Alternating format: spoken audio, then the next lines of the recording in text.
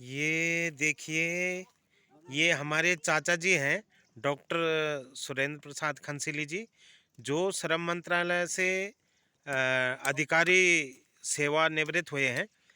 और देखो, अचानक गांव में आकर और खेती बाड़ी पे ध्यान देना बहुत सुंदर तरीके से। मैं जानना चाहता हूँ चाचा जी से कि मतलब ये आपके मन में क्या आया कि अचानक जो है, अचानक नहीं, रिटायरमेंट के हाँ, बाद। सेवानिवृत्त के बाद जो है आप इस कार्य में लगे हुए हो, और समाज सेवा में से लेके और ये मतलब खेतों में काम करना।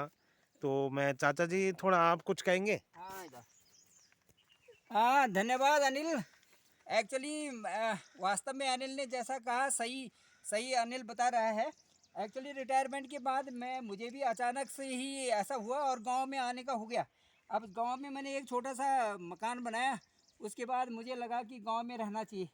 अब गांव में आते ही कुछ इसमें सबसे बड़ी बात ये होती है, यदि आपकी धर्मपत्नी बोलती है कि भाई कुछ काम करना है, तो उससे जो है मेरे को भी प्रेरणा मिल गई बिल्कुल कि सही भाई कह रहे यहाँ हैं। पर ये करो, वहाँ पर वो करो। क्योंकि गांव के अंदर ही दो तीन हमारे ऐसी छोटे छोटे खेत हैं। ये खेत तो नहीं कर सकते, इनको क्यारियाँ कह सकते हैं। क्योंकि हमारे जो पूर्वज थे, उन्होंने ये कि सामने डिस्ट्रीब्यूट कर दिया, आधा किसी का आधा किसी, क्यारियों के रूप में गांव के अंदर। तो गांव के अंदर तो इतनी ज़मीन तो है नहीं, फिर भी जो है थोड़ा बहुत जो भी थी, तो इसमें पहले हमने बीन्स बो रखी थी। बीन्स काफ़ी थी, और बीच में जो बंदर और आकर के बंदरों ने आकर के सब नहीं समाप्त चाचा कर जी, दी। मैंने सुना था कि आपने बीन्स और राजमा बोई थी, हाँ, और लोग जो भी आते थे तो आप उनको खूब सब्जी के लिए डिस्ट्रीब्यूट देते किया, हैं। सबको डिस्ट्रीब्यूट किया गांव में भी। और ऊपर भी हैं, अभी तो बीन्स के बहुत सारे दो तीन खेत और हैं, ऐसे ही क्यारियां बनी हुई है। तो उसमें क्योंकि हम रोज ही जो है हाँ। उनको और कर लेते हैं। उसके बाद क्या किया कि उन्हीं क्यारियों में हमने ये जैसे पैडी की होती है पौध, हम्म, ऐसी ये मिर्च की पौध लगानी शुरू कर दी, मिर्च की पौध। ये अब बंद ये हो तो गया। बंद हो गई।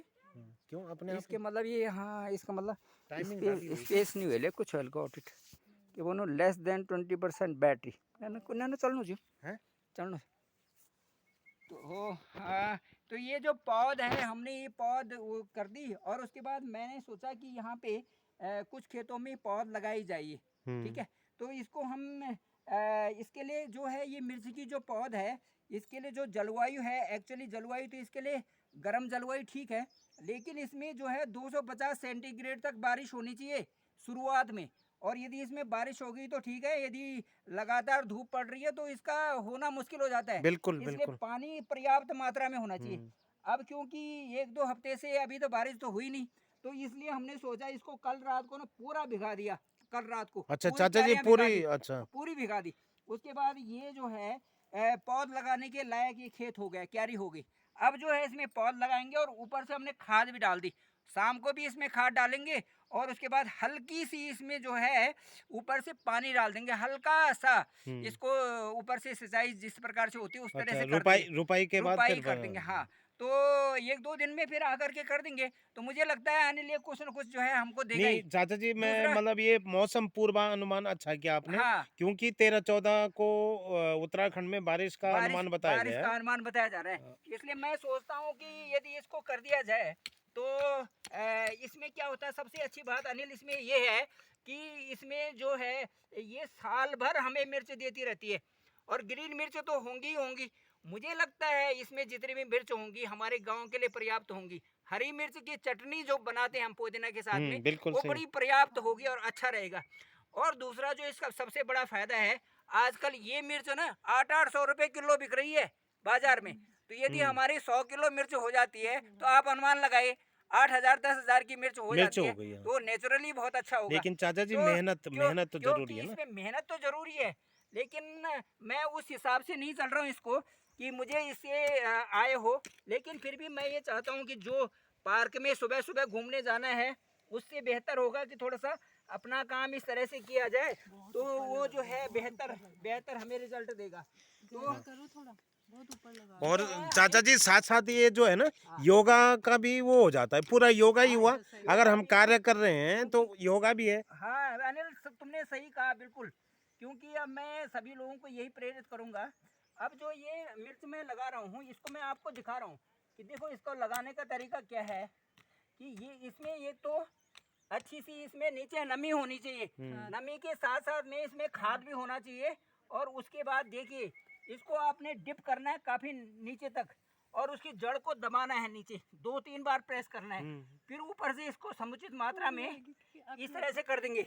अब जो है ये नमी बनी रहेगी इसकी, तो बिल्कुल। ये बेहतर रूप से होगा। तो मैं सभी लोगों को तो अनिल चाचा आपके जी द्वारा बताना आपने चाहूंगा। आपने क्या सोचा? आप भारत सरकार के अंतर्गत जो है इतने अच्छे उच्च पद पर रहते हुए, और अगर कोई और होता तो वो सोचता छोड़ो, पैसा है, सब कुछ है, और अपना आराम से ऐसो आराम से अपने फ्लैट में रहेंगे। लेकिन आपने गांव में आकर और मतलब अपने गृह कार्य में खेती करना, मतलब लोग आपसे प्रेरणा ले रहे हैं क्या? मतलब क्या अरे आपने क्या सोचा? इसमें अनिल मेरी दो दो चीजें मैं विशेष ध्यान में रखी। एक तो ये है कि गांव में आकर के यहाँ की जो हवा है और जो पानी है और जो धूप है ये बिल्कुल। नेचुरल है, ये हमारे स्वास्थ्य वर्धक है। और दूसरा ये कि जैसे मोदी जी का मिशन है और लाल बहादुर शास्त्री जी का मिशन था कि अन्न उपजाओ, तो एक एक दाना अन्न यदि हम करेंगे तो शायद ये पर्याप्त होगा।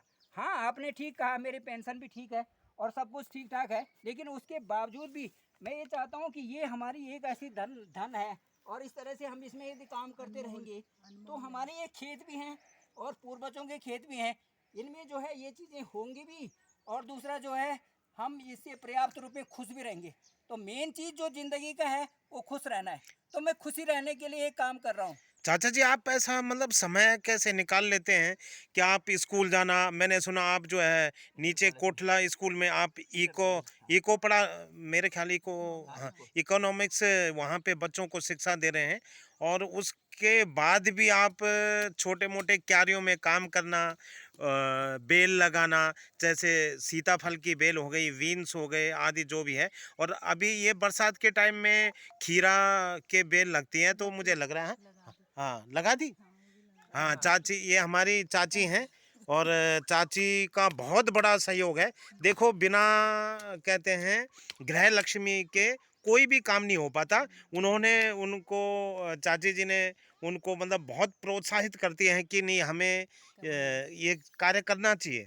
तो चाचा जी क्या मतलब आप इतना समय निकालना, और बिल्कुल जैसे मिट्टी तक मतलब जैसे ये नहीं करते कि रफ काम कोई भी, कि बहुत मतलब सुविधा अनुसार आप काम करते हैं, थोड़ा बताएंगे चाचा जी?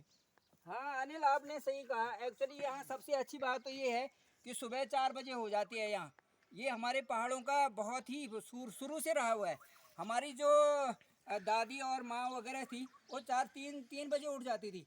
और यहाँ हमको भी 4 बजे के बाद नींद आती नहीं, हम उठ जाते हैं, या तो भजन करेंगे बैठ के या फिर काम करना शुरू कर देते हैं। तो ये तो यहाँ की दिनचर्या है। तो हमारे पास काफ़ी टाइम हो जाता है। वो 4 बजे के बाद हम उठते भी हैं, सबसे पहले साफ़ सफाई की, पूजा किया, और उसके बाद थोड़ा टाइम मिल जाता है।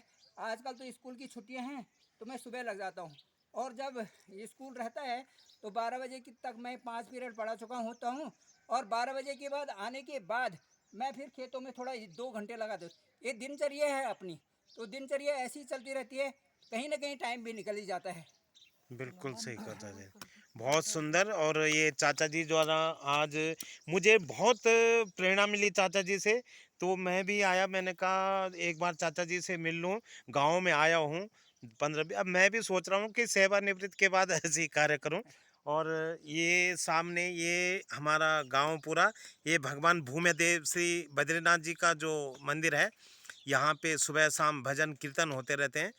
पूरा एरिया कितना अच्छा व्यू है। तो बहुत बहुत धन्यवाद चाचा जी, आज की मुलाकात बस इतनी, और मिलेंगे फिर अगले धन्यवाद ब्लॉग पे। अनिल, धन्यवाद। धन्यवाद।